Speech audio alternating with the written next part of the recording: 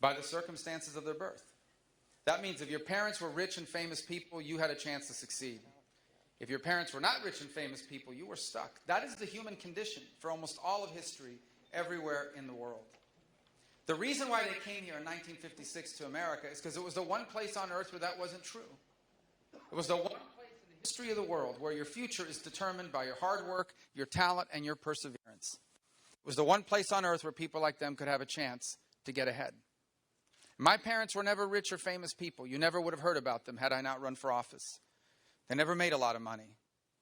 But my parents were successful because working as a bartender and a maid, they were able to buy a home in a safe and stable neighborhood. They were able to retire with dignity. They were able to raise a family, and they were able to leave all four of their children better off than themselves. This story has a name. It's called the American Dream. It is a dream that people have all over the world, but it's called the American Dream because it's happened so often here, and it's been so rare everywhere else. And so it should trouble us that a growing number of Americans now doubt whether that dream is still alive. And if it is, whether it will still be around for their children to inherit. They feel this way because they feel like they're being left behind in their own country. They are working as hard as they ever have, but their paychecks are not enough to keep pace with the cost of living. Their children went to college, they got a degree, they even borrowed money to pay for it. Now they owe thousands of dollars in student loans and they can't find a job. You own a small business and you're struggling to stay open because government's making it harder on you. Or you're someone out there who is struggling to get ahead in this small business and being overwhelmed by the regulations that are placed on you or the complicated tax code that's burdening you. Then you open up the newspapers and every day brings news that America, the greatest, most powerful nation on the planet, is now being routinely humiliated by Vladimir Putin, by the Chinese, by the Ayatollah of Iran, by radical jihadists. And then back home, people that hold traditional values are increasingly stigmatized as haters or bigots or worse. And the result is the sense that the country is not just changing but falling behind, and that the American dream that makes us special is eroding, and that no one in politics seems to get it. It doesn't seem to matter who we elect. Have a majority in the Senate of Republicans, elect a majority in the House. No matter who we elect, it seems like nothing changes, that Washington's out of touch, that the issues that impact our daily lives are not being met with a sense of urgency. And the result is a deep level of frustration and anxiety, not just about today, but about the future, about the idea that our children and grandchildren will not be able to inherit the kind of country that our parents and grandparents left for us. And that's why this election is so important. This election is not just a choice between Republicans and Democrats. This election is not just a choice between liberals and conservatives. This election is a generational choice, a choice about what kind of country we are going to be in this new century. If we stay on the road that we are on right now, the road that both parties have put us on, then I hate to say this to you, but if we stay on this road, if we have another 4 years like the last 8, we are going to be the first Americans ever that leave our children worse off than ourselves. The good news is we don't have to stay on this road. The good news is that there's another choice before us, and it is a choice that if we embrace it, it will allow us to leave our children and our grandchildren as the freest and most prosperous Americans that have ever lived, and our nation greater than it's ever been. That choice is before us too, but we must act now. We still have time to get this right, but we do not have forever. And in this election, we are not just choosing the next president, but we are choosing the direction and identity of this country in the 21st century. And if we are willing to do what needs to be done, we can usher in the greatest era in the history of this extraordinary country. But here's what it's going to take. Number one, it's going to take leaders that understand how different this economy is from the one you and I grew up in. It's just not the same economy anymore. It's a global economy. We now have to compete with dozens of other countries. It's an economy where today's cutting-edge industry is outdated in 5 years. You think about how fast things are changing. It took the telephone 75 years to reach 100 million users. The telephone. It took Candy Crush 1 year to reach 100 million users. So the world is changing. We need leaders that understand how much the world has changed, that apply our principles of limited government and free enterprise. We don't have to change those principles. We should re-embrace those principles. But we need to apply them to the challenges of a new economy and a new era. And today we're not. We are stuck with outdated leaders with outdated ideas, with a retirement system designed in the 1930s, with energy policies from the 1970s, with higher education system and anti-poverty programs from the 60s. with a tax code from the 80s. The world is changing, and we and our leaders are stuck in the past, especially on the political left. They have no new ideas. The political left has no new ideas. Their answer to any problem, you ask them a question about anything, and their answer is, well, I'm going to raise a tax on someone, and I'm going to use it to fund more government to fix it. The time has come to turn the page and embrace ideas that allow us to compete economically. That's why we need to reform our tax code. We can't be globally competitive with the most expensive and complicated business tax rate on the planet. That's why we need regulatory reform. You can't survive in small business, or any business for that matter, being overwhelmed by billions of dollars of new regulatory costs every single week. That's why we need to balance our budget. You can't grow your economy if you have a debt crisis. That's why we need to fully utilize our energy resources. It is reckless and irresponsible not to fully utilize the oil and the natural gas that God has blessed this country with. And that's why we need to repeal and replace Obamacare. Because we cannot grow this economy when we have that anchor around our neck.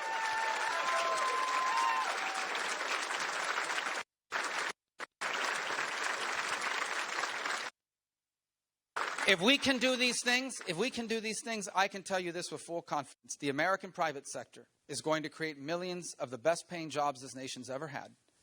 That's important to say that. I'll tell you why.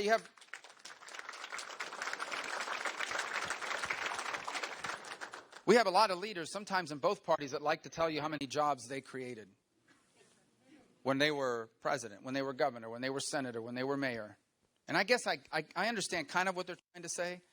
But the truth is, presidents, governors, senators, congressmen, and mayors don't create jobs. The private sector does.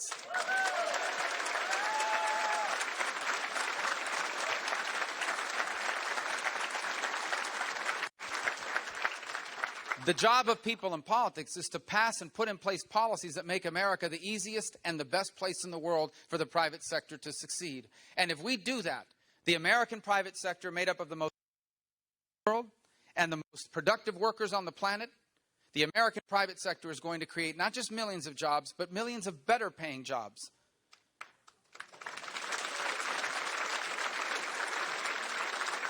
But those better paying jobs are going to require more skills than ever, which is why the second thing we have to do is we have to modernize what we mean when we say higher education. For starters, I do not understand for the life of me why we became a society that told young Americans that trade schools and vocational training were for kids that weren't smart enough to go to college. That just isn't true.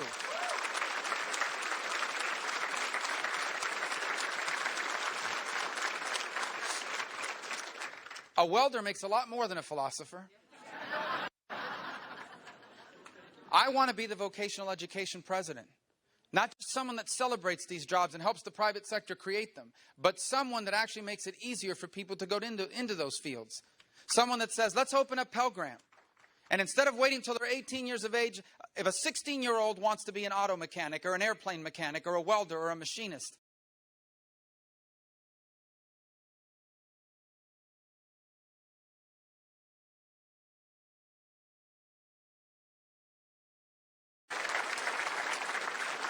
so that when they're 18 years old and they graduate, they have a job making $50,000 or $60,000 a year. That doesn't mean we're not going to have four-year schools. Of course we are. We need college football, so we're going to have 4 years. That's only partially a joke, by the way. That's only a partial joke. But we have to reform that too. First of all, they need more competition. You understand these colleges and universities in America are basically controlled by 5 or 6 accrediting boards who are not elected and not accountable. They decide who can teach and who can't. And we live in an era where information is as easy to acquire as ever before. And 25 years ago, if you wanted to learn about something, you'd have to go to a library and check out a book, or you'd have to go to a bookstore and buy a book. Today, if you want to learn about something, it takes you 15 seconds on one of the search engines. How come that sort of learning has not been moved into the 21st century for people that need it? Because what matters is not how many hours you sat in a classroom. What matters is what you've learned. So we should have an alternative to traditional four-year schools that gives you credit for what you've already learned. If you served 5 years in the military and you were deployed to the Middle East, I think you deserve some credits in Middle Eastern affairs.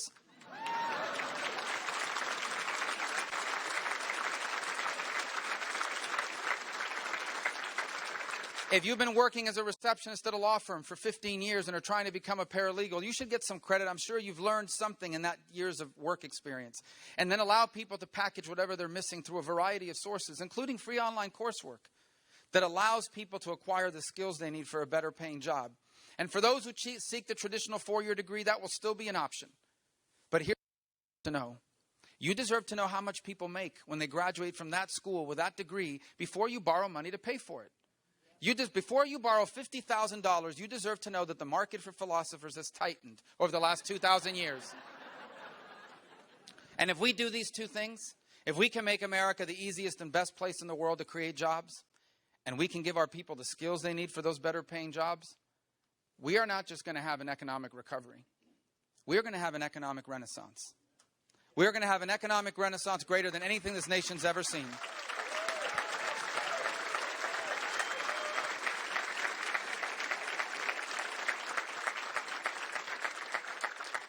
But there's one more thing we have to do, and it's actually the most important.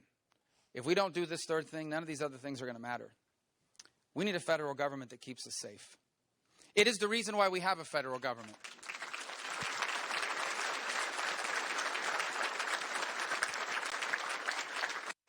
We need a president that reminds people, that understands that the federal government was never designed to be a big government. It was designed to be a limited one. The Constitution enumerates those powers, and it says, if it's not on this list, you don't have this power. But far too long, we've had leaders in both parties that have rejected that or have ignored that. None like the president we have now, but people that have rejected it and ignored it and have expanded the federal government to get involved in things it has no business being involved in. For example, there is no reason for the federal government to be involved in K-12 education through Common Core. But the one thing the federal government must do is it must keep us safe. And today it is failing. Look at the world today. You have a lunatic in North Korea with 24 nuclear warheads and a long-range missile that can probably already reach the state of California. The good news is they're not very good at aiming. The bad news is they're going to hit something. The Chinese are undertaking the most rapid military expansion in history. And they're using it to take over the South China Sea, to hack into our computers, to practice shooting down our satellites. A gangster in Moscow is sowing instability in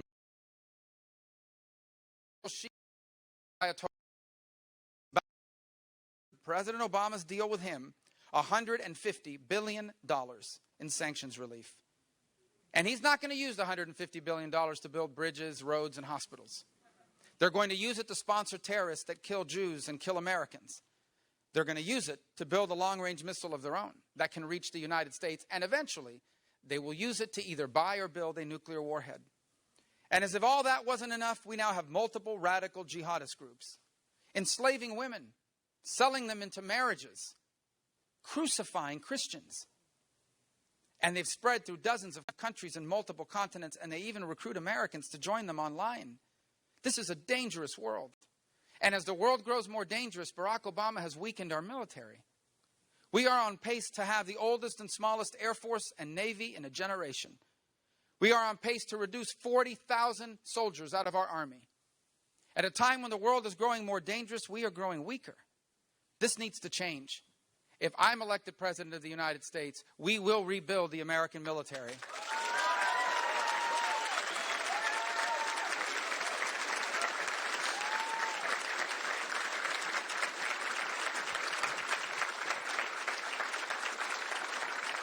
We tell our men and women in uniform, and if you have served us in uniform, thank you for your service, and we thank you for being here today.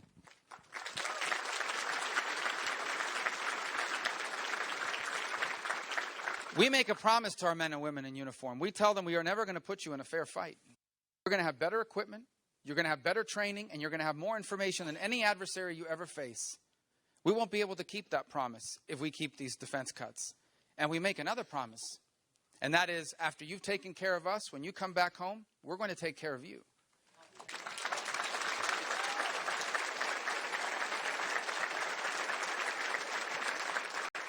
They're not keeping that promise either. Today you have a VA system that is failing our veterans. And I want to say this, there are good people at the VA. If you've interacted with the VA, you know that there are people that are good people. They care about veterans. Many of them are veterans themselves. And then you've got some people that just aren't doing a good job. When I'm president of the United States, those people will be fired.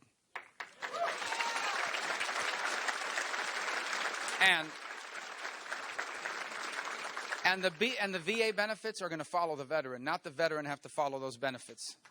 Which means if the local VA can't see you for 6 months, but the hospital around the corner can see you next week, you will be able to take your VA benefits and go to that hospital.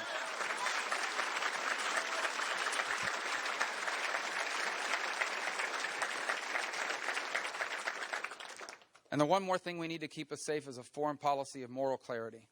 What does that mean? It means this: our allies can trust us. They do trust us. And our adversaries respect us and don't try to test us. Now, this is common sense. In fact, presidents across both parties have believed this until now.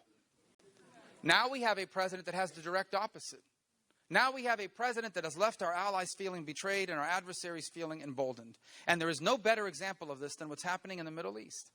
In the entire Middle East, there is only one pro-American free enterprise democracy. In the whole Middle East, there's only one pro-American free enterprise democracy, the State of Israel. We have a president that treats the Prime Minister of Israel with less respect than what he gives the Ayatollah of Iran. And that's why on my first day in office, I will cancel this reckless deal with Iran.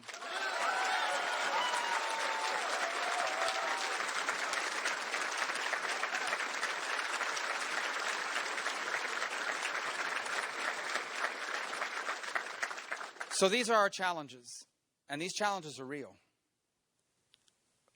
But we've always faced challenges. There's a tendency sometimes to think that we have it worse than anyone ever had it. Well, if you examine American history, you quickly realize this is a nation that has always faced great challenges. This nation was founded in an incredible challenge. This nation was founded by declaring independence from the most powerful empire on the planet. And then this nation had a great civil war that almost ended the young nation. Then it had a First World War. The world had never seen such carnage. Then it had a Great Depression. Then it had a Second World War. And then it had a long and dangerous Cold War. The 1960s were a testing time. Between Vietnam and the Civil Rights Movement, deeply divided this country. Time and again, this nation has faced great challenges. Ours is not the story of a nation or of a people that had it easy.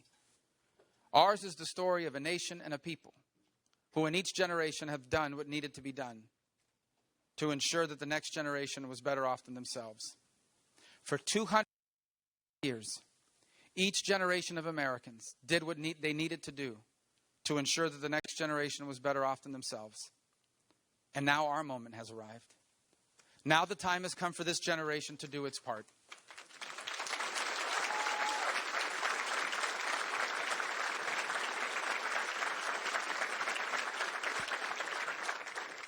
We are all called to this task, for we are all the beneficiaries of the extraordinary story of America. I always tell people that America doesn't owe me anything. America doesn't owe me a thing. But I have a debt to this country I'll never fully repay. You see, this is not just the country I was born in. This is the nation that literally changed the very history of my family.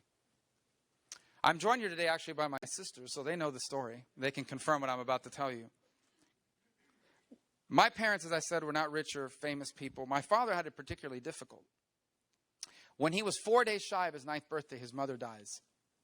And so he has to stop going to school, and he has to start working.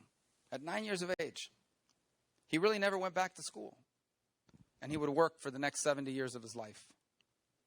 Now, like all young people, when he was a young boy, a young man, he had dreams, because young people have dreams. But his dreams for himself became impossible. And so when my parents came to America, they found a new dream. And their new dream became this: that everything that wasn't possible for them would be possible for us. That all the doors that had closed for them would be open for us. That all things they wanted for themselves, they would now be able to provide for their children. In America, my parents worked all kinds of jobs. My mother built aluminum chairs at a factory. She was a cashier at a hotel on Miami Beach. She was a maid at a hotel in Las Vegas, a stock clerk at Kmart.